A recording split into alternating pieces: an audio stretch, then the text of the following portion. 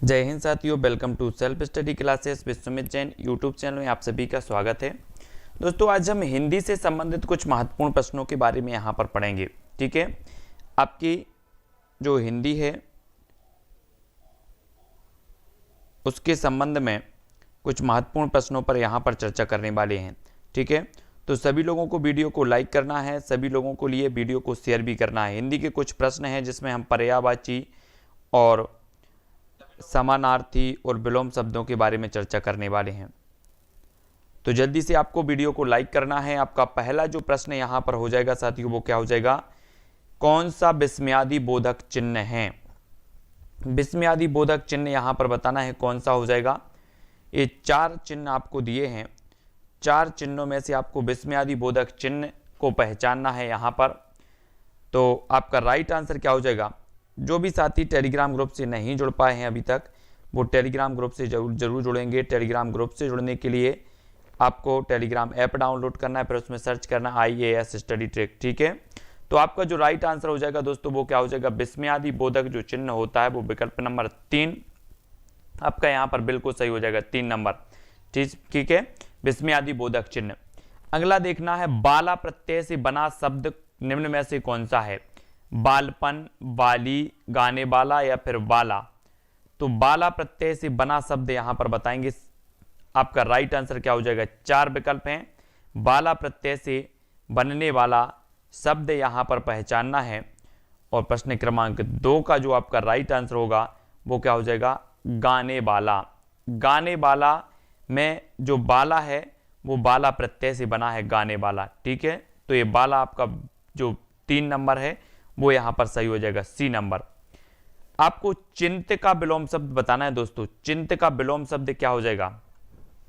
सभी लोग बताएंगे। चित्त, अर्चिन्त्य, सचिंत्य या फिर अचिंत्य। तो आपको चिंत का विलोम बताना है। चिंत का विलोम क्या हो जाएगा? प्रश्न क्रमांक 3 का आंसर।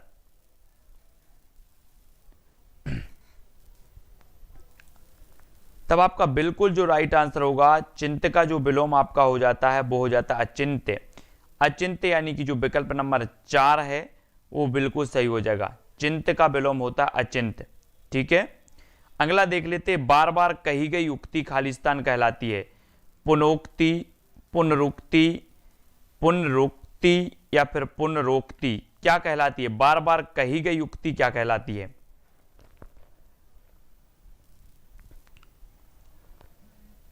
तब आपका बिल्कुल सही आंसर जो हो जाएगा, बार बार कही गई उक्ति कहलाती है पुनरुक्ति। यानी कि जो विकल्प नंबर आपका 2 है वो यहां पर सही हो जाएगा। ठीक है, V नंबर, पुनरुक्ति। बार बार कही गई उक्ति क्या कहलाती है? पुनरुक्ति। अगला क्वेश्चन देखो। पानी परात को हाथ छुओ नहीं, नैनन के जल सो पग धो में कौन सा अलंकार हो जाएगा? यहां पर कि पानी परात को हाथ नहीं छुओ और नैनन के जल सो पग धो, आपको क्या लग रहा है? उपमा, रूपक, अतिशयोक्ति या फिर श्लेष अलंकार? यहां पर कौन सा अलंकार हो जाएगा आपका? पानी परात को हाथ छुओ नहीं, नैनन के जल सो पग धो, इसमें अलंकार बताना है। और राइट जो आंसर हो जाएगा प्रश्न क्रमांक 5 का, कि इसमें अतिशयोक्ति अलंकार लग रहा है। और 3 नंबर यहां पर राइट आंसर हो जाएगा। ठीक है, अतिशयोक्ति अलंकार। हाँ, अगला देखो। शीश का शुद्ध रूप क्या होगा? शीश, शीश, शीत या फिर शीश? तो जल्दी से बताना है हमें, शीश का विलोम शुद्ध रूप क्या हो जाएगा यहां पर?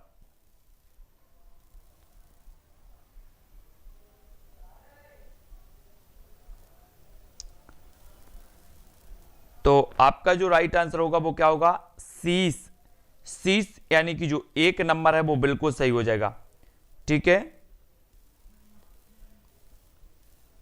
शीश 1 नंबर नहीं, मतलब जो 4 नंबर, सॉरी 4 नंबर आपका बिल्कुल सही होगा। 4 नंबर, D नंबर। ठीक है, शीश। अगला क्वेश्चन देखो। आड़े हाथों लेना मुहावरे का अर्थ क्या है? रहस्य खुलना, मरने के करीब होना, खरी खोटी सुनाना या फिर अत्यंत मूर्ख?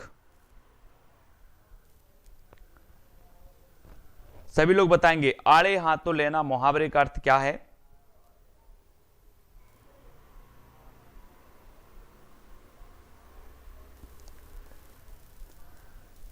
तब आड़े हाथे लेना यानी कि खरी खोटी सुनाना।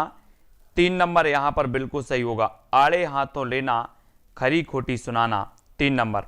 ठीक है, अगला देखो, लर्निंग शब्द के लिए हिंदी भाषा में उचित पारिभाषिक शब्दावली का चयन करना है। लर्निंग शब्द के लिए रटना, अधिगम, प्रवीणता या फिर सिखाना।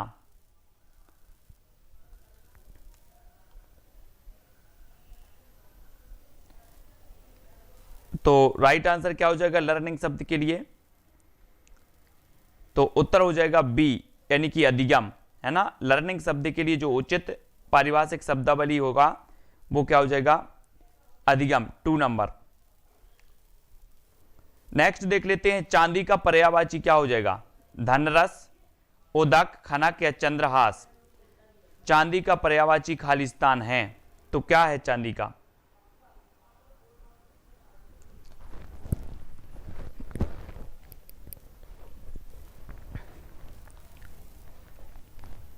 तब बिल्कुल सही आंसर क्या हो जाएगा? चंद्रहास, यानी कि जो 4 नंबर है वो सही होगा, चंद्रहास। चांदी का पर्यायवाची होगा चंद्रहास। ठीक है, डी नंबर। अगला देख लो, कर मूसर नाचत नगन लखि हलदर को स्वांग, हंसे हंसे गोपी फिर हंसे मनहु पिए सी भांग। तो कौन सा रस हो जाएगा?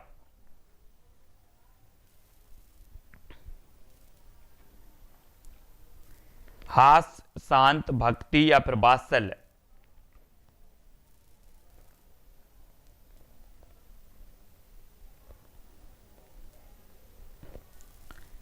तो प्रश्न क्रमांक 10 का आंसर बताना है और इसका राइट आंसर आपका हो जाएगा हास्यरस, यानी कि जो 1 नंबर है वो बिल्कुल सही हो जाएगा। ठीक है, 1 नंबर हास्यरस। देख लेते हैं अगला क्वेश्चन दोस्तों, निम्न विकल्पों में से अनुमान का सही समानार्थी शब्द बताना है हमें। अनुमान का प्राक्कलन, अटकलबाजी, परिकल्पना या फिर मानना। तो अनुमान का सही समानार्थी क्या हो जाएगा? कुरैशी जी, अनुमान का सही समानार्थी शब्द हमें बताना है 1 नंबर का। तब 1 का बिल्कुल आंसर क्या हो जाएगा? प्राक्कलन, यानी कि जो 1 नंबर है वो सही हो जाएगा। अनुमान का सही समानार्थी शब्द होता है प्राक्कलन, ए नंबर।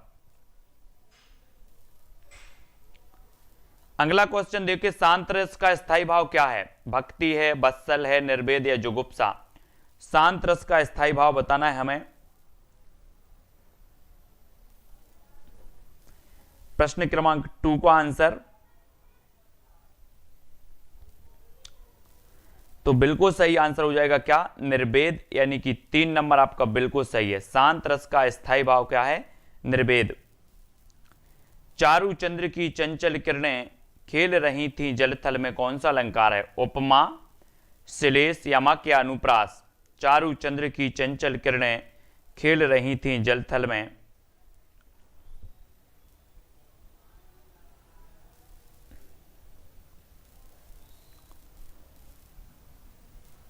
तो आपका बिल्कुल सही आंसर होगा क्या? अनुप्रास अलंकार। अनुप्रास यानी कि जो 4 नंबर है, अनुप्रास अलंकार बिल्कुल सही होगा।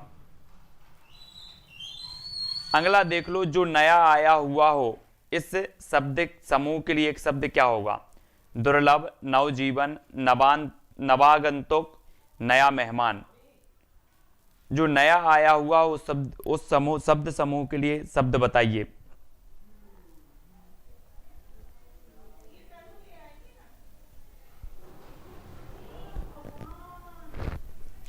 तो बिल्कुल आंसर क्या हो जाएगा आपका? नवागंतुक, यानी कि 3 नंबर। ठीक है, जो नया आया हुआ हो, 3 नंबर आपका बिल्कुल सही होगा। अगला देखो, नीचे दिए गए विकल्पों में से सौजन्यता का शुद्ध रूप कौन सा है? सौजन्य, सौजन्य, सुजन्य या फिर सौजनयी। तो सौजन्यता का शुद्ध रूप क्या हो जाएगा?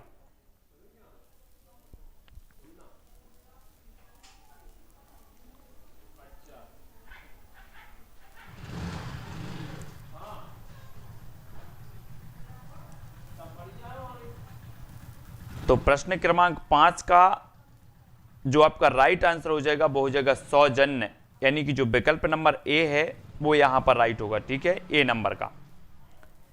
अगला क्वेश्चन है दोस्तों, निम्न में से आय शब्द के लिए सही विलोम क्या होगा? आय, व्यय, व्यय, ब्याय या फिर बयान।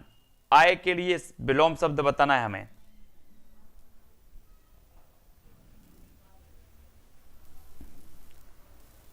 तब आपका करेक्ट जो आंसर हो जाएगा वो क्या हो जाएगा? व्यय। आय के लिए विलोम शब्द क्या हो जाएगा? व्यय।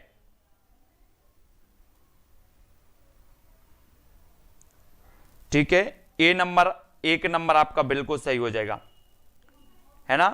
प्रश्न क्रमांक 6 का 1, पाठक शब्द में कौन सा प्रत्यय है?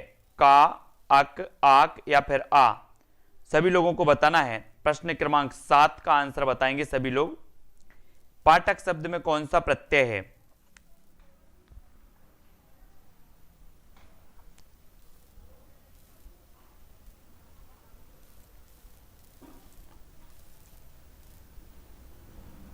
तब आपका बिल्कुल सही आंसर क्या होगा दोस्तों? पाठक। और पाठक शब्द में क्या हो जाएगा? अक। अक यानी कि विकल्प नंबर जो 2 है आपका बिल्कुल सही हो जाएगा, 2 नंबर का। ठीक है, अगला क्वेश्चन देखना है हमें। राजा का पर्यायवाची शब्द बताना है। भूप होगा, नीर होगा, व्योम होगा या सुधाकर होगा। प्रश्न क्रमांक 8 का आंसर बताएंगे। राजा का पर्यायवाची क्या हो जाएगा?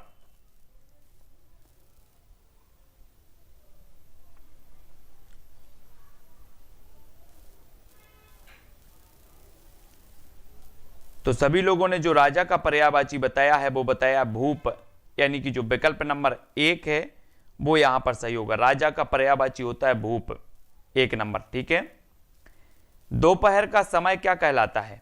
अपराह्न, निशीथ, मध्याह्न या पूर्वाह्न। दोपहर का समय बताना है क्या कहलाता है।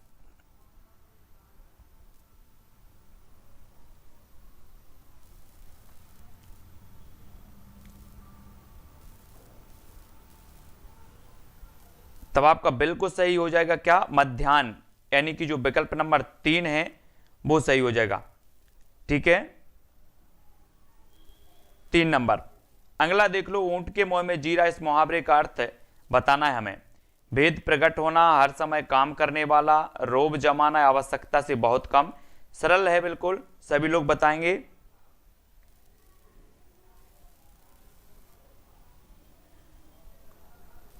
तो ऊंट के मुंह में जीरा, इस मुहावरे का जो अर्थ आपका हो जाएगा वो हो जाएगा क्या?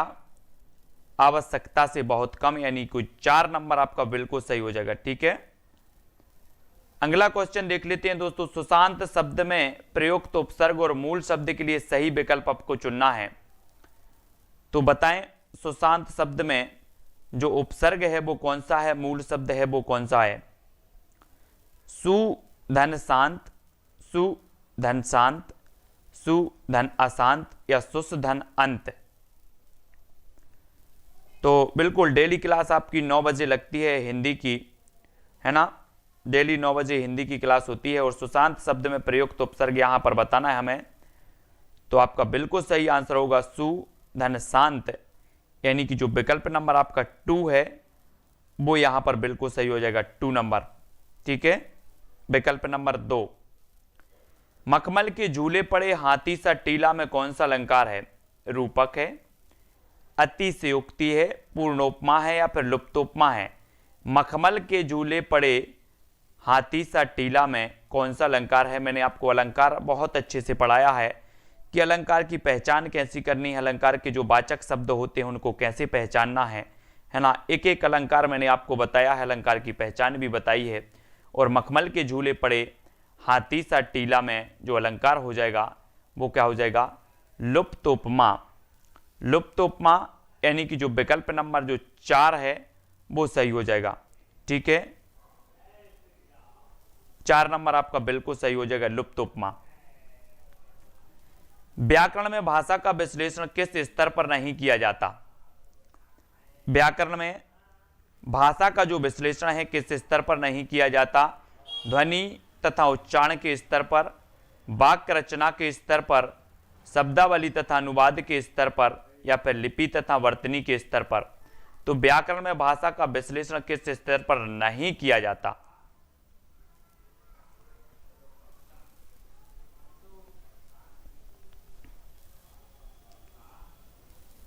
तब आपका जो बिल्कुल राइट आंसर हो जाएगा प्रश्न क्रमांक 3 का शब्दावली तथा अनुवाद के स्तर पर, और 3 नंबर आपका बिल्कुल सही होगा। ठीक है, शब्दावली तथा अनुवाद के स्तर पर व्याकरण में भाषा विश्लेषण नहीं किया जाता। 3 नंबर आपका राइट होगा। दिए गए शब्द के लिए सही पर्यायवाची वाले शब्दों की पंक्ति को चुनना है आपको, है ना। ये शब्द दिया है कामदेव, ठीक है। अब कामदेव का सही पर्यायवाची जो पंक्ति है वो कौन सी है? दामोदर, केशव, मधुरिपु, गोविंद, आदित्य, अज, प्राग, कोविद, भूदेव, मार्तंड, प्रभाकर, ललाम, मदन, कंदर्प, मनमथ या फिर मनोज। तो पर्यायवाची वाले शब्दों को यहां पर चुनना है।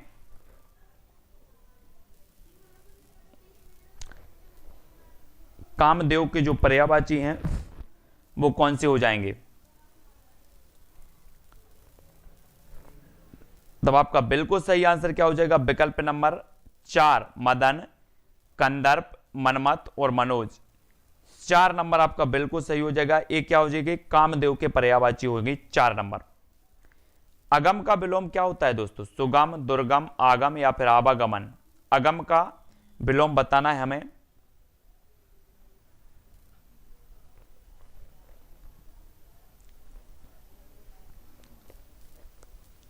तो आपका जो राइट आंसर होगा वो क्या होगा? सुगम। अगम का विलोम सुगम, है ना। तो 1 नंबर आपका बिल्कुल सही हो जाएगा।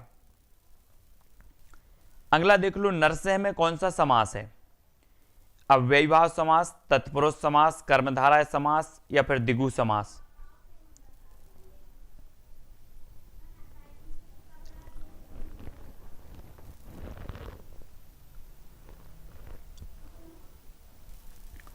तो नरसिंह में हमें समास बताना है और उत्तर आपका जो हो जाएगा वो क्या हो जाएगा? विकल्प नंबर 3 यानी कि कर्मधारय समास,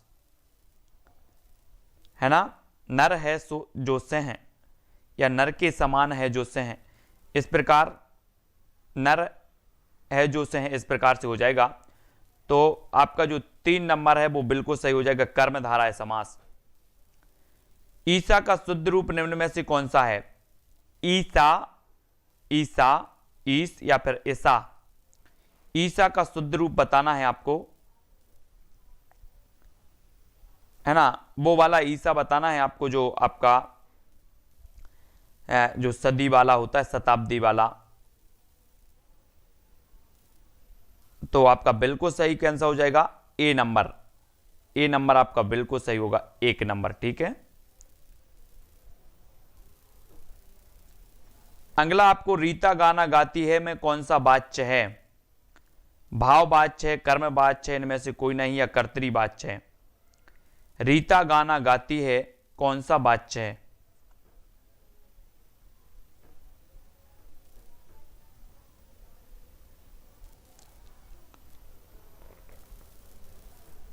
तब आपका बिल्कुल सही आंसर होगा कर्तरी वाच्य, है ना। 4 नंबर आपका बिल्कुल सही होगा। रीता गाना गाती है, यहां पर आपका 4 नंबर बिल्कुल सही हो जाएगा।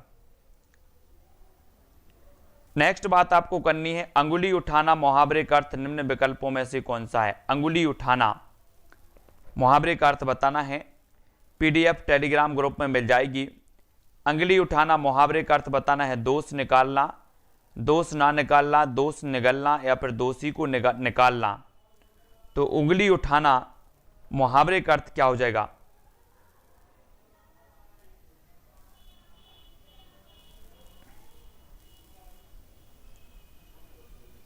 तो राइट आंसर होगा दोष निकालना, यानी कि जो विकल्प नंबर आपका 1 है वो बिल्कुल सही हो जाएगा। ठीक है, 1 नंबर का। और अगला क्वेश्चन देखो, जहां जाना संभव ना हो के लिए एक शब्द क्या हो जाएगा? अगम्या, अगम्य, आगम्य या फिर अगमय। जहां जाना संभव ना हो इसके लिए एक शब्द बताना है। प्रश्न क्रमांक 10 का आंसर 10 का आंसर हो जाएगा अगम्य। अगम्य यानी कि 2 नंबर आपका बिल्कुल सही हो जाएगा। जहां जाना संभव ना हो उसके लिए हम क्या बोलेंगे, अगम्य। ठीक है, यहां पर अगला क्वेश्चन आपको बताना है दोस्तों कि कृपया यहां हस्ताक्षर करें। इस वाक्य में सदा बहुवचन में प्रयोग होने वाला जो शब्द है वो कौन सा है। ये 4 विकल्प हैं। जो भी साथी टेलीग्राम ग्रुप से नहीं जुड़े हैं वो टेलीग्राम ग्रुप से जुड़ जाएं। टेलीग्राम ग्रुप से जुड़ने के लिए आपको टेलीग्राम ऐप डाउनलोड करना है, उसमें सर्च करना है IAS study trick, STUDY study TRICK। ठीक है, ये सर्च करके आप ज्वाइन हो सकते हैं। और इसमें यहां हस्ताक्षर करें, इस वाक्य में बहुवचन में प्रयोग होने वाला जो शब्द है वो कौन सा, हस्ताक्षर, यानी कि 3 नंबर। ठीक है, 3 नंबर आपका बिल्कुल सही होगा। बात का धनी होना मुहावरे का अर्थ क्या है। बात का धनी होना,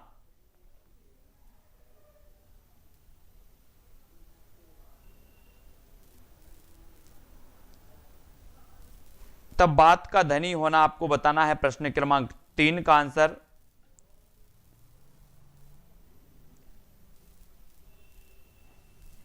तब आपका बिल्कुल सही आंसर हो जाएगा वायदे का पक्का होना। वायदे का पक्का होना यानी कि 4 नंबर।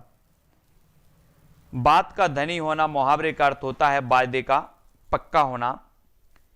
रत का विलोम बताना, रत, सूरत, रथ, बिरत या बिरत। रत का विलोम शब्द क्या हो जाएगा, रा उत्तर रत। इसका विलोम शब्द हमें बताना है, क्या हो जाएगा विलोम,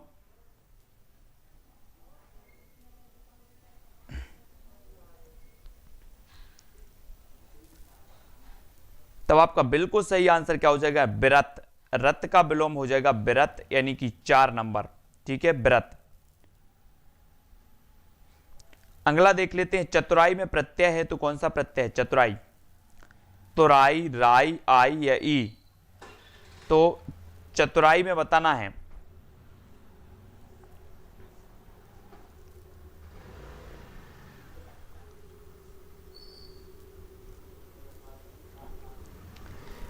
कौन सा प्रत्यय हो जाएगा चतुराई में,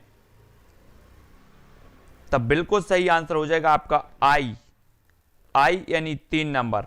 ठीक है, चतुराई में जो आपका प्रत्यय है वो आई प्रत्यय है।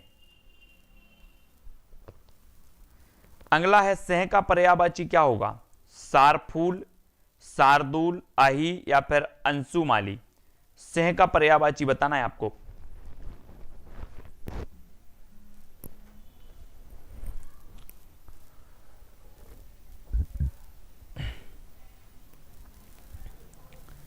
तब बिल्कुल सही आंसर होगा शार्दुल, यानी कि जो विकल्प नंबर 2 है वो सही होगा। सह का पर्यायवाची होता है शार्दुल। तो विकल्प नंबर बी, जिसके हाथ में वीणा हो के लिए एक शब्द कौन सा है, वीणा पाणी, वज्र पाणी, हाथ वीणा या वीणा हाथ। 7 का उत्तर, जिसके हाथ वीणा हो उसके लिए एक शब्द क्या हो जाएगा, तब राइट आंसर हो जाएगा दोस्तों वीणा पाणी, यानी कि जो 1 नंबर है वो बिल्कुल सही है। जिसके हाथ में वीणा हो उसके लिए एक शब्द वीणा पाणी, यानी कि 1 नंबर। और अगला क्वेश्चन है, दही बड़ा का सामासिक विग्रह है तो क्या है, दही में डूबा बड़ा, बड़ा है जो दही, दही बादा या फिर जो है बड़ा दही में। तो दही बड़ा का सामासिक विग्रह क्या होगा,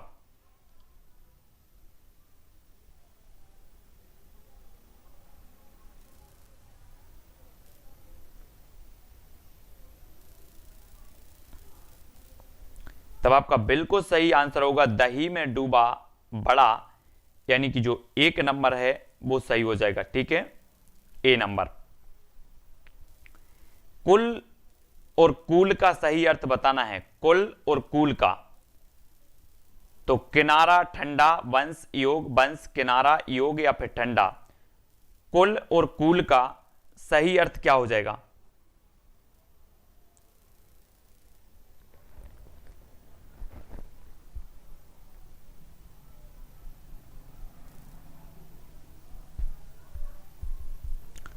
तो आपका बिल्कुल सही है। कुल मतलब होता है वंश और कूल मतलब होता है किनारा, यानी जो 4 नंबर है वो बिल्कुल सही हो जाएगा। कुल मतलब वंश और कूल मतलब किनारा। ठीक है, अगला क्वेश्चन देखेंगे, मोहन बाजार जाता है किस प्रकार का वाक्य है? विधि सूचक, सरल, संयुक्त या निषेध सूचक? मोहन बाजार जाता है